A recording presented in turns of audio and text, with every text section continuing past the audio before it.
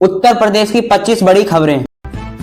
उत्तर प्रदेश सरकार ने आज से राज्य के 10,000 गांवों के स्मार्ट विलेज में रूप से विकसित करने के लिए एक विशाल परियोजनाओं की शुरुआत की है, जिसका लक्ष्य ग्रामीण जीवन को पूरी तरह आधुनिक बनाना है। इस योजना के तहत हर चयनित गांव में हाई स्पीड की वाईफाई की सुविधा भी की गई है, जिससे छात्र मुफ्त इंटरनेट उपयोग कर पाए और पढ़ाई कर सके और किसान की नई तकनीक के बारे में ऑनलाइन जानकारी प्राप्त कर सके। मुख्यमंत्री आदित्यनाथ ने नकलों के इस प्रोजेक्ट की फाइल पर हस्ताक्षर कर दिए हैं। निर्देश दिए गए हैं कि नालियां, पक्का निर्माण, कूड़ा प्रबंध के लिए संचार और सूर्य ऊर्जा से चलती वाली स्पीड लाइटें अनिवार्य रूप से लगाई जाएं। इन गांवों में स्मार्ट पाठशाला भी बनाई जाएगी, जहां बच्चे प्रोजेक्ट को लैपटॉप में भी माध्यम से शिक्षा दी जाएगी, ताकि वे शहर के बच्चे के साथ प्रस्ताव कर सकें। इसके अलावा हर एक स्मार्ट गाँव में छोटा सा खेल परिसर और पार्क में विकसित किया जाएगा, ताकि युवा को खेल कूद के बेहतर अवसर मिले और फिट रहने की संभावना रहे। सरकार ने इस प्रोजेक्ट के लिए विश्व बैंक के साथ मिलकर एक बड़ा बजट अभियान भी शुरू किया है और दावा किया है कि अगले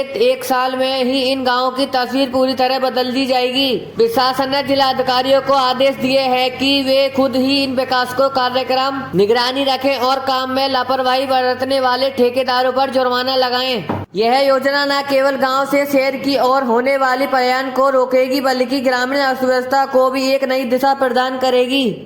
ग्रामीण और अब बैंकिंग को सरकारी प्रमाण पत्र के लिए शहर के चक्कर नहीं काटने पड़ेंगे, क्योंकि हर गांव में एक डिजिटल सचिवालय होगा। इस पहले से उत्तर प्रदेश में विकास की दिशा में एक ऐतिहासिक कदम मनाया जा रहा है, जो भविष्य की नींव रखेगा।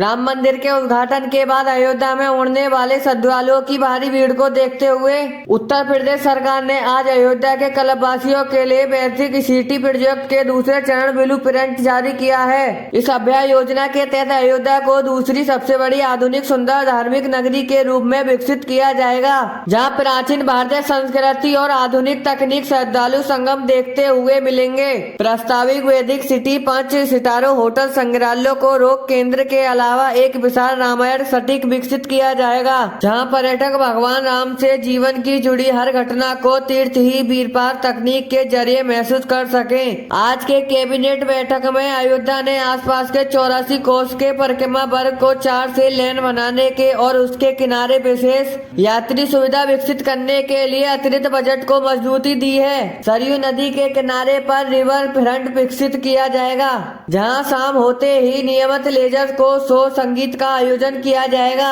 यहाँ शाम को नियमित लेजर को शो संगीत का आयोजन भी होगा, जिससे अयोध्या में रात का पर्यटन भी बढ़ेगा। सरकार का लक्ष्य अयोध्या को पैट्रिक सिटी को पक्का दर्ज विकसित कराना है, ताकि जहां आने वाले विदेशी पर्यटकों को राष्ट्रीय स्तर की सुविधा मिल सके और बड़े स्थानीय लोगों को बड़े पैमाने पर रोजगार मिले। अयोध्या एयरपोर्ट का और अधिक विस्तार किया जा रहा है, ताकि वहां से सीधा अमेरिका और यूरोप के भी ऐसे देशों के लिए उड़ाने के लिए संचालित हो सके। इस शहर में स्मार्ट ट्रैफिक मैनेजमेंट सिस्टम को जोड़ा जा रहा है, जिससे श्रद्धालुओं को जाम की समस्या का सामना न करना पड़े। मुख्यमंत्री ने निर्देश दिए हैं कि विकास कार्य के दौरान अयोध्या की पौराणिक मर्यादा और सुरक्षा का विशेष ध्यान रखा जा रहा है। इस प्रोजेक्ट से न केवल अयोध्या बल्कि आसपास के जिलों के जैसे बस्ती के सुल्तानपुर की अर्थव्यवस्था में भी भारी सुधार होने की उम्मीद जताई जा रही है।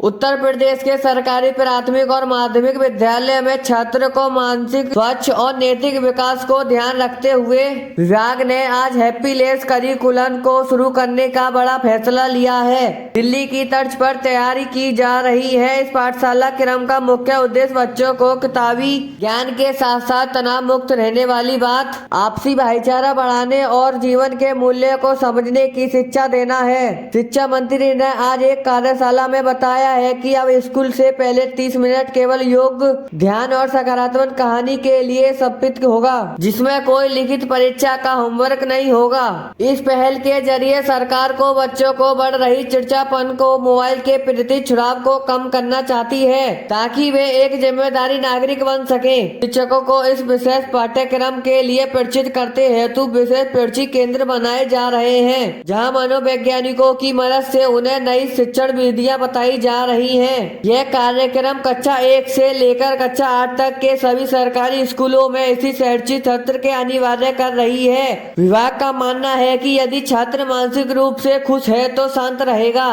तो उनकी सीखने की क्षमता पर स्तर वृद्धि होगी। स्कूलों में टॉप अकाउंट दर में भी कमी होगी। इसके साथ ही स्कूल के पेरेंट्स टीचर मीटिंग को भी अधिक प्रभावी बनाया जा रहा है ताकि अभिभावकों को भी बच्चों से मानसिक विकास के भागीदारी बना सके।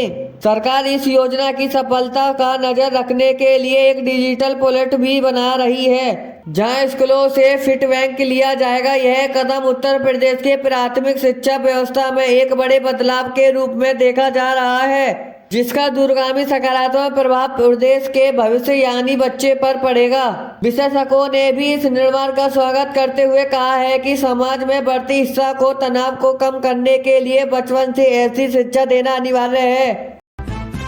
उत्तर प्रदेश में बन रही ट्रिलियन इकोनॉमी बनने की दिशा में आज राज्य सरकार ने अपनी संशोधित औद्योगिक निवेश प्रोत्साहन नीति 2026 को लागू कर दिया गया है जो विदेशी घरेलू निवेशकों के लिए लाल कालीन बिछाने के लिए समान है। इस नीति के तहत यूपी में 500 करोड़ रुपए से अधिक निवेशक करने वाली कंपनियों को 10 वर्ष तक स्टैंप ड्यूटी में 60% छूट मिलेगी और बिजली बिलों का निवेश आर्थिक के माध्यम से सिंगल विंडो क्लियर सिस्टम को भी और अधिक मजबूत किया जा रहा है जिससे अब किसी भी उद्यमी का एनओसी के लिए दफ्तरों के चक्कर नहीं काटने पड़ेंगे और सभी अनुमतियां अधिकतम 15 दिनों के ऑनलाइन मिल सकेंगी। सरकार ने पश्चिम यूपी से इलेक्ट्रॉनिक डेटा से सेंटर हब जबकि बुंदेलखंड में विंडेज कॉरिडोर और ऊर्जा पार्कों के लिए विशेष भूमि बैंक अध्यक्ष है। इस नई नीति से पहली बार स्मार्ट के लिए एक विशेष प्रोजेक्ट पैकेज की भी घोषणा की गई है